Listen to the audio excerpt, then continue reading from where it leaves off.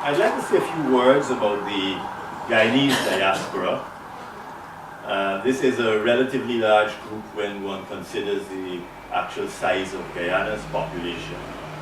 And it is therefore an important stakeholder in the future of Guyana. It's a stakeholder that needs to be constructively engaged so that an effective working relationship can be established.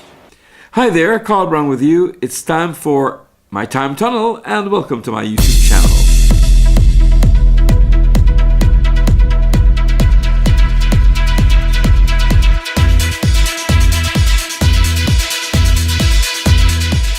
Yes, it's time for another edition of My Time Tunnel, and this time we look at things a little on the serious side. When I say serious, not too serious, but serious enough that we can look at and see exactly where we're going from here. The Honourable Minister of Business and Tourism paid a visit to London and the Guyana High Commission here recently in May for independence. Great celebration. What a better time. And with all the things that are happening around the world, of course, here in the United Kingdom, it was terrorism, of course, from bad, heaven knows what's going on. And then we've had Brexit, again, another bit of happening. This is the time when I think everyone needs to look and says, where am I going to invest? And this couldn't have been the right time. So the minister visited us here at the High Commission and met with the diaspora and enlightened them as to what there is and what Guyana has to offer for those who are willing and would like to invest in Guyana. Very positive too indeed. Introducing him is the High Commissioner for Guyana, the Honourable Frederick Hamley Case, and he took the time out to introduce Minister Dominic Gaskin, the Minister of Business and Tourism. Happy independence to you all. Same to you. Now, since independence in 1966, we have been speaking about Guyana's vast potential, but in fact not doing very much about it in real terms. That is changing. Whereas in the past, we focused almost exclusively on FDI, which is foreign direct investment, emanating from foreign countries like Trinidad, the United States, Canada, China, Russia, India, and so on. Today, we also focus on investment emanating from Guyanese overseas. So, we are keen to encourage and expand what we call DDI, or I should say I call DDI, which is Diaspora Direct Investment in Guyana. Here today to talk to you about the ease of investment in Guyana is our young Minister of Business and Tourism, Dominic Gaskin. Thank you very much, High Commissioner. For tonight, I'd like to extend best wishes to all of you on the occasion of our 51st independence anniversary. As we celebrate our special day, there's also much sadness in this country as a result of the tragic occurrence that took place on Monday night in Manchester. And I'd like to ask that we observe a moment of silence to reflect on the loss of lives that took place on Monday. So can we? I know that words cannot heal the grief and the hurt that so many families have suffered, but nevertheless, I think that we must stand in solidarity with those who have to face these random acts of terror. Fortunately, we in Guyana don't have to, but I'm aware that it's something that you live with every day over here, and things can happen anytime, any place, and you're never quite safe. That is the way of the world, and I guess we have to accept that it will continue. I'd like to say a few words about the Guyanese diaspora. This is a relatively large group when one considers the actual size of Guyana's population. And it is therefore an important stakeholder in the future of Guyana. It's a stakeholder that needs to be constructively engaged so that an effective working relationship can be established. because the diaspora has a tremendous contribution to make to the development of Guyana. I know you probably hear that, or have heard that before, but it is a fact. There is a tremendous amount of talent, experience, resources that resides outside of Guyana that is interested in Guyana. It is not as if there is no interest.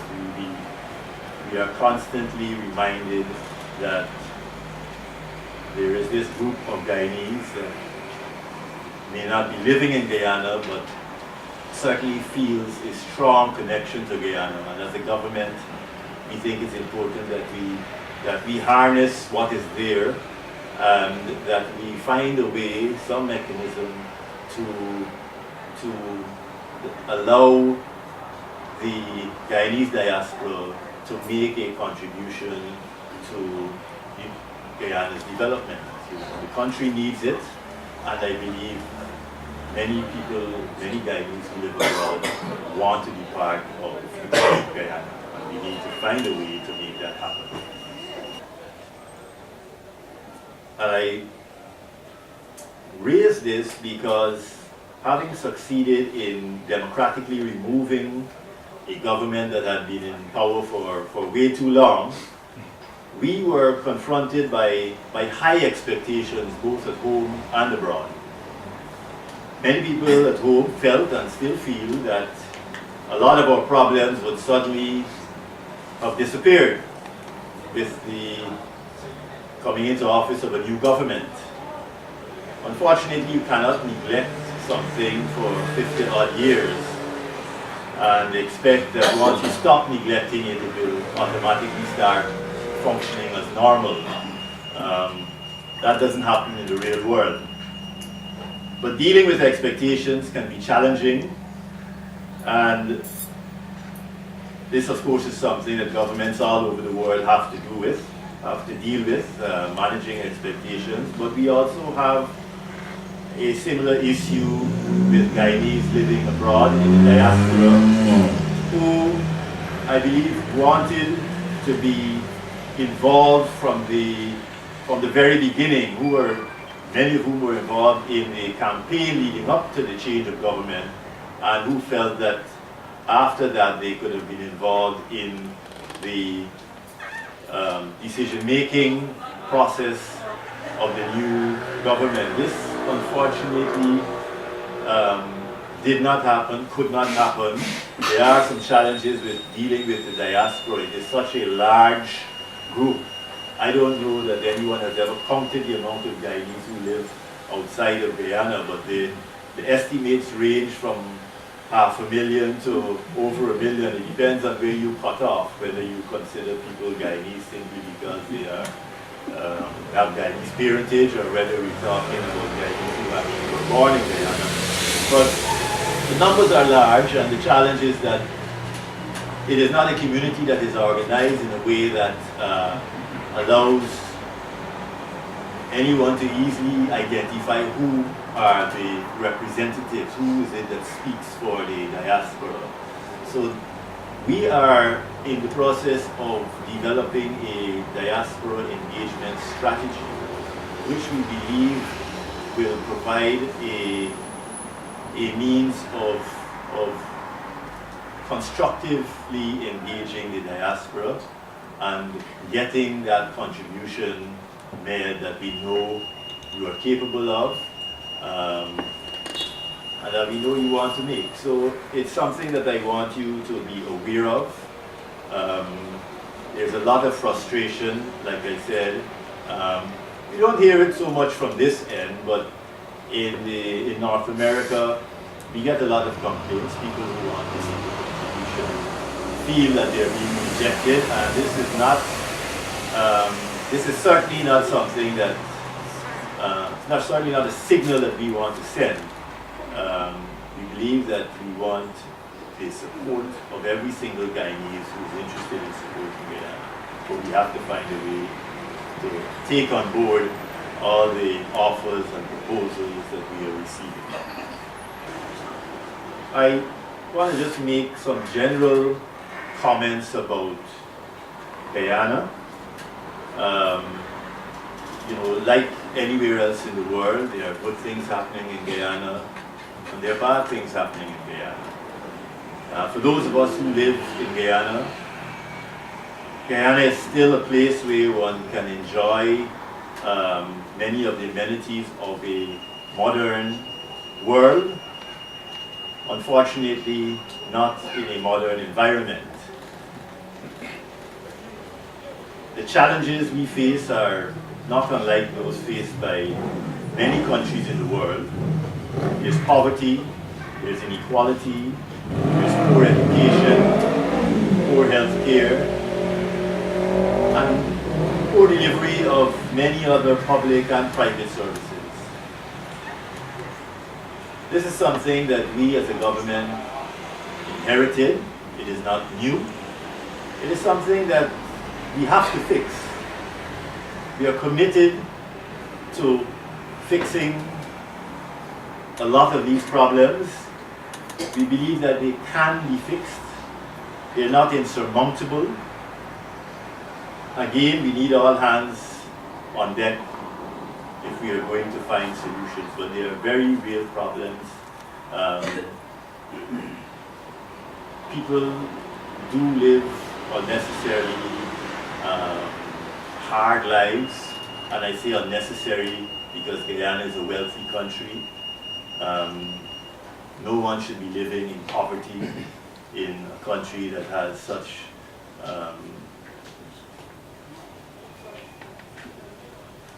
natural resources in such large quantities.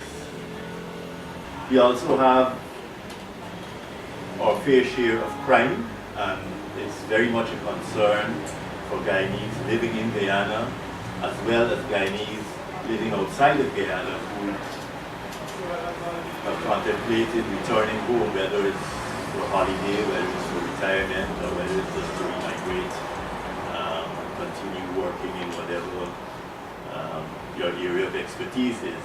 But crime has been one of the major concerns that are voiced. And of course, anyone who reads Guyanese news knows that there is a lot of crime that's reported on. The truth is that there were 142 murders in Guyana in 2016. There were 149 murders in 2015, and the same amount in 2014, and 155 murders in 2013.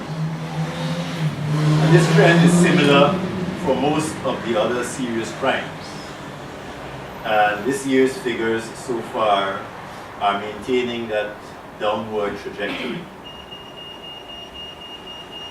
There have also been more arrests, which tend to make the news also. So while I'm not trying to tell you that crime is not a problem, it certainly is no worse today than it was 2 years or 3 years or 4 years ago. It needs attention, and it is getting attention. As far as our economy is concerned, again, in spite of many challenges, Guyana's economy continues to grow. Last year, it grew by 3.3%, which is impressive when one compares what is happening in our neighboring countries.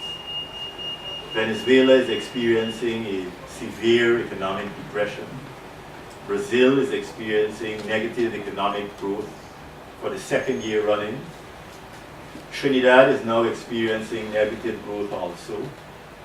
And Barbados' economy grew by less than 1% last year. So our 3.3% growth is not bad.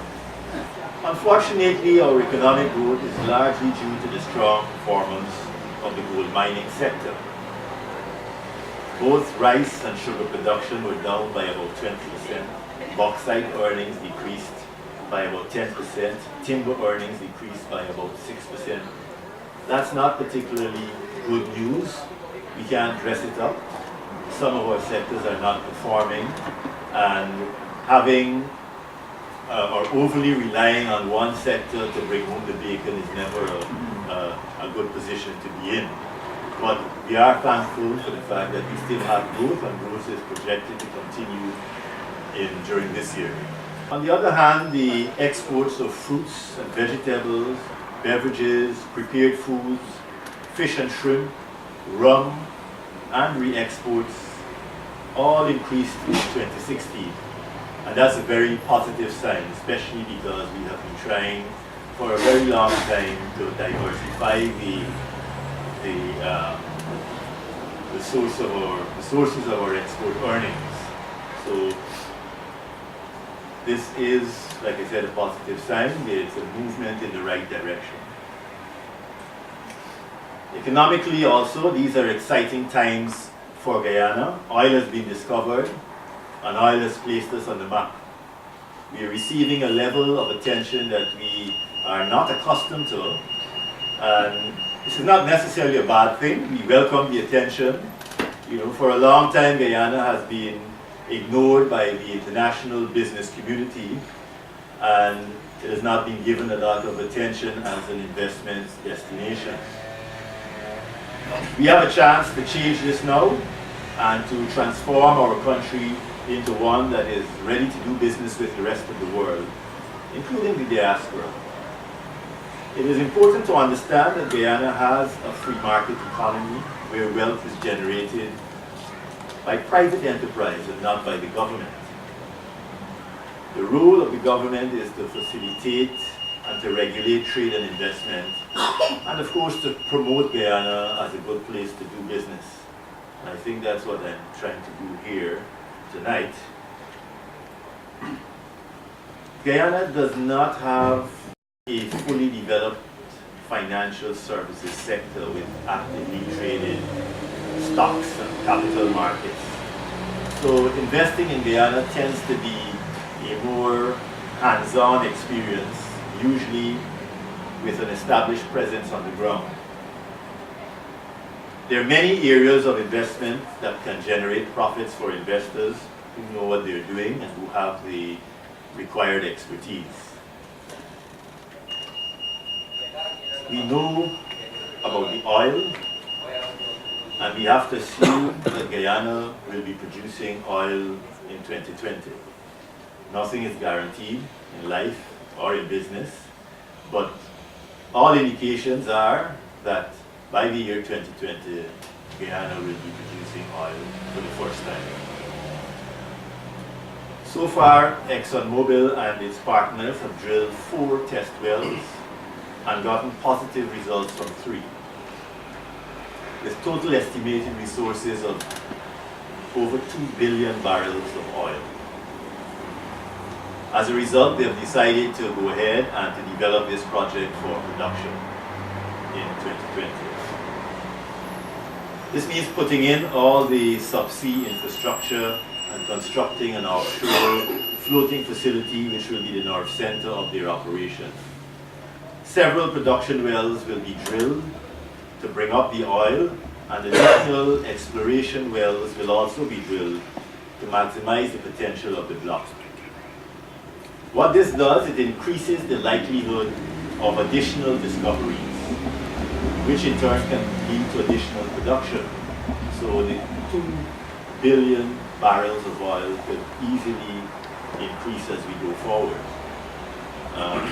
It also makes it easier for other exploration companies to get the financing that they need for exploration, since investors would be a lot more willing to gamble on an area with proven the first discovery, and that presents additional opportunities.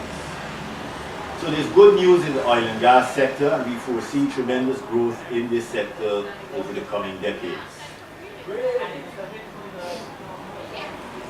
The problem is that an offshore oil industry cannot provide all the job opportunities that Guyana needs. Yes, the oil industry cannot exist without onshore support, and it does need professional and other services, and of course this will open up a range of opportunities for investors. Many of these areas are specialized areas, but there are many that are not exclusive to the oil industry and can serve other sectors of a growing economy. But oil is not the only game in town, and this is an important message that we want to get out to investors. There are several sectors which our government would like to see developed through private sector investment. These are our value-added sectors such as agro-processing, forestry products, pharmaceuticals, tourism, business process outsourcing, and of course infrastructure development. These are the areas that we need to kickstart if we want to diversify our foreign earnings and create sustainable economic growth and employment opportunities in Guyana. Yes, we want to produce oil and enjoy the benefits that oil can provide, but we want a well-balanced economy that doesn't rely on the well-being of a single sector. Guyana has what it takes to produce food on a large scale. Guyana has what it takes to emerge as a top ecotourism destination. Guyana has what it takes to provide various business services that can meet global requirements. Guyana has raw materials that can be processed at home. Investors in the manufacturing sector in Guyana can enjoy a tax rate of 27.5% on profits, as opposed to the 40% rate that is applied to commercial profits. There are also duty exemptions on imports of equipment and raw materials for exporting companies. Doing business in Guyana has been a major challenge. The Ministry of Business has sought assistance from the World Bank and is currently working on an action plan to improve the ease of doing business in Guyana. Significant improvements are expected over the next few years when it comes to doing business in Guyana. Our investments in infrastructure are also expected to increase national competitiveness. The road from Lethem to the Atlantic coast will become a reality over the next few years. Already a section from Linden to Mabura is being paved this year, and the bridge over the Essequibo will connect that road to the final stretch to Lethem. A deepwater port is also going to be constructed on the Atlantic, giving the northern Brazilian businesses access to the Atlantic that is easier and more cost effective than the route they currently need to take, which is via the Amazon out to the Atlantic. It will also help to connect Guyana's hinterland to the rest of the country, and this is a major problem in Guyana. We do have, even though the vast majority of people live on our narrow coastal strip, we do have a hinterland population that is disconnected from Guyana, from the rest of the country in many ways, much to their disadvantage. We feel that we can open up economic opportunities in those areas and generally be able to provide better government services and a better standard of living for those who have lived in those areas for so long under very harsh conditions. So that is also one of the benefits that will be derived from the construction of that road link to Brazil. A new bridge will be built across the Demerara River to take off the heavy traffic that flows that can no longer be efficiently handled by the current bridge. New roads will also link the East Bank Demerara Road with the East Coast Road. New roads will also link Orica to Linden along the east bank of the Essequibo River. So there will be an opening up of a lot of new lands in Guyana and this will see the development of new agricultural areas as well as industrial and residential areas. So in summary, Guyana is on the cusp of a major economic transformation which is expected to provide opportunities for the socio-economic advancement of our people. This is not a fairy tale, it is what has to happen if we're serious about the development of our country, and I think we all are. We are equally serious about ensuring that the natural wealth that we as Guyanese who live here today would have inherited is passed down to subsequent generations. The conservation and preservation of our natural habitats, our rainforests, our wetlands, our savannas, is therefore an obligation that we take seriously. Guyana has made several notable commitments in this regard. An additional 2 million hectares has been set aside for conservation, and Guyana has also committed to the use of renewable energy sources for 100% of its electricity generation by the year 2025. These are significant commitments from a small country. We are currently exploring the use of some form of sovereign wealth fund to guarantee the well-being of future generations of Guyanese. We have not yet decided on a suitable model, but this is a direction that the government would like to pursue. So in conclusion, Guyana is looking for investment right now, and Guyana is looking good as an investment destination right now. The UK diaspora is one which we would like to engage with a lot more regularity because we understand the value of what is accumulated here. Once again, happy Independence Anniversary to all of you. Thank you for coming out. I'd like you to remember that Guyana means business, and I'd like to thank you for your attention.